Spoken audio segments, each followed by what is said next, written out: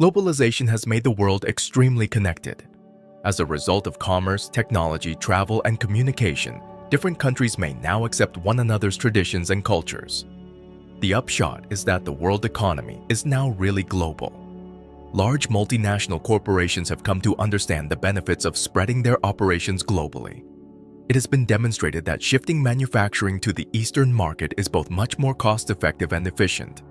This is due to a number of factors, the main ones being decreased labor costs, declining currency values, growing infrastructure, and an abundance of resources in these areas. Come along with me today as I show how the largest corporations in the UK are being replaced by Indian enterprises. If you are excited, let's go.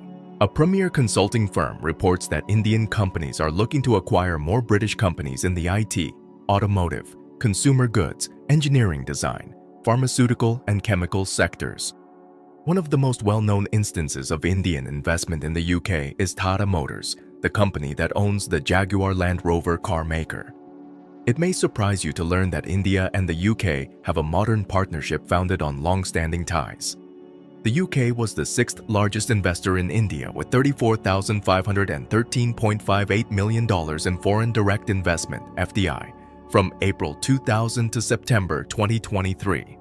There were 618 UK-based companies doing business in India as of 2022, bringing in about $45.6 billion in sales and employing 466,640 people directly. Among the various areas attracting investment from the UK are education, retail, consumer goods, life sciences, healthcare, and infrastructure, all of which have seen tremendous increase. The second largest source of FDI into the UK is India. Over 954 Indian businesses with 105,931 workers operating in the UK, up from 900 in 2022, with a combined revenue of almost $65 billion. At a time when India was beginning to establish itself as perhaps the most powerful of the so-called BRIC nations, Brazil, Russia, India, and China, Indian Prime Minister Narendra Modi paid a visit to the UK. India's economy is growing while that of China, Russia, and Brazil are starting to decline. India's economy has been shielded from China's recession by its enormous domestic market, and it is now growing at a rate of 7% yearly, making it competitive with China. A fraction of its growth from India has also reached the UK. According to a research conducted last year by the government organization UK Trade and Investment, UKTI, India is now the third largest source of foreign direct investment into the UK.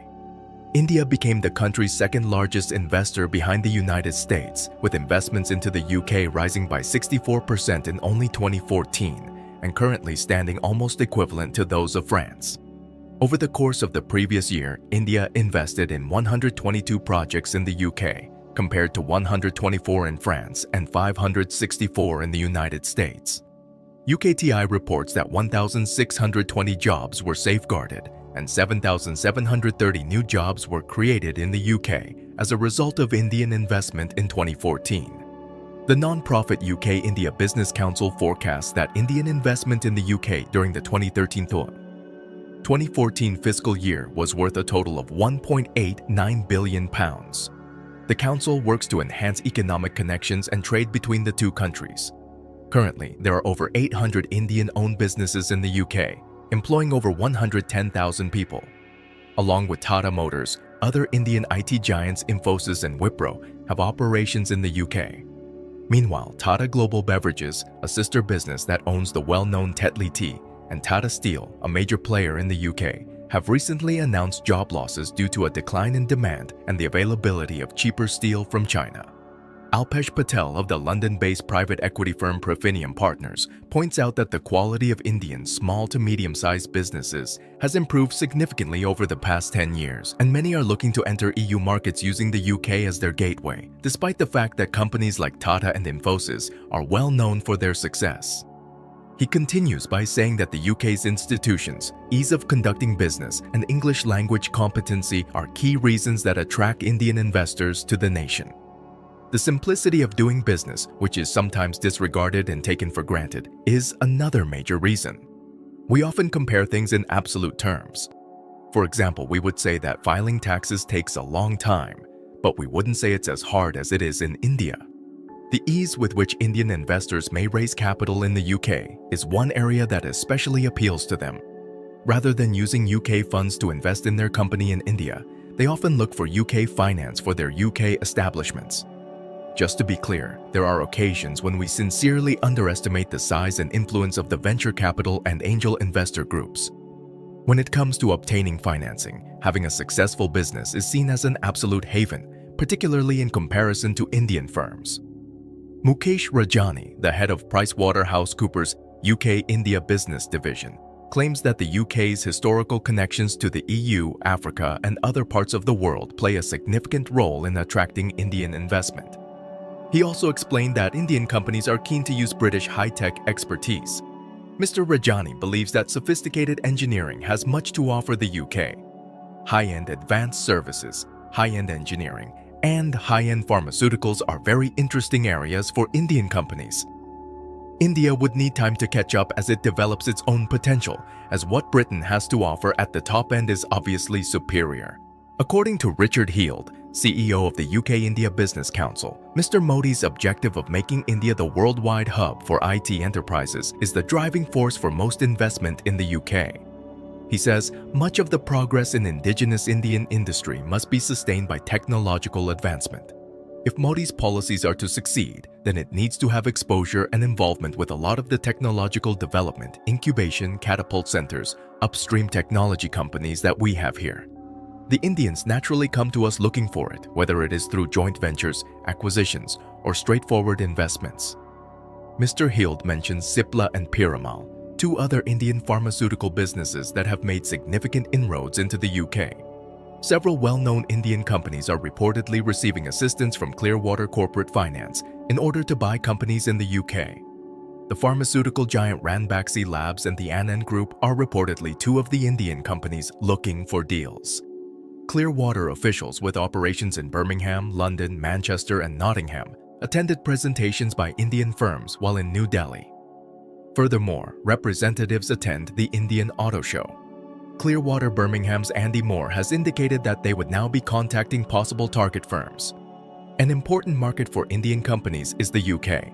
Other Indian businesses establishing themselves in the UK include the Sanjay Dalmaya-led textile group Godrej, which specializes in consumer goods and recently acquired Keyline brands in Britain, United Phosphorus, an agrochemicals company, and Mahindra, a commercial vehicle manufacturer that operates in Walsall Dudley and Brearley Hill, in addition to owning Stokes Forgings. As Peter Church told the Birmingham Post, "We have been following the Asian economies for a few decades. Asia offers a lot of promise for the kinds of transactions that IMAP specializes in."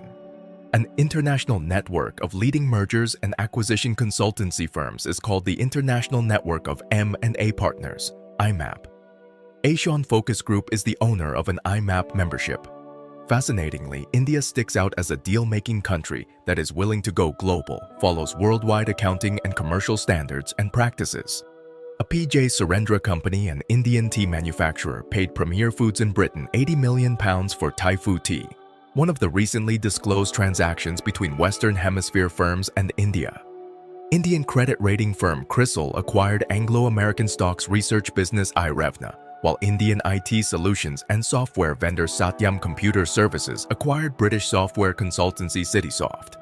The Indian behemoth Tata has established a technological hub in Europe called the Tata Technologies European Innovation and Development Center, EIDC, which is the European headquarter and serves the European, American, and Asia-Pacific markets by providing engineering and digital solutions for the automotive, aerospace, and industrial machinery sectors. The company has a long-standing partnership with the Warwick Manufacturing Group in the region. A growing number of major Asian businesses are looking for strategies to break into the EU market. Companies from China and India are expanding their presence in the EU market in an effort to increase their worldwide reach. Still, these companies have a variety of obstacles to overcome. Globalization has also made the market a crowded space that is challenging to enter without getting over some trade regulations. It makes sense that companies from all over the world are putting in great effort to break into these areas given the status of the global economy at the moment. However, there are other reasons why they are struggling. I bet you'll be curious to discover those reasons. To stay updated, like, subscribe, and click on the notification. Thank you for watching.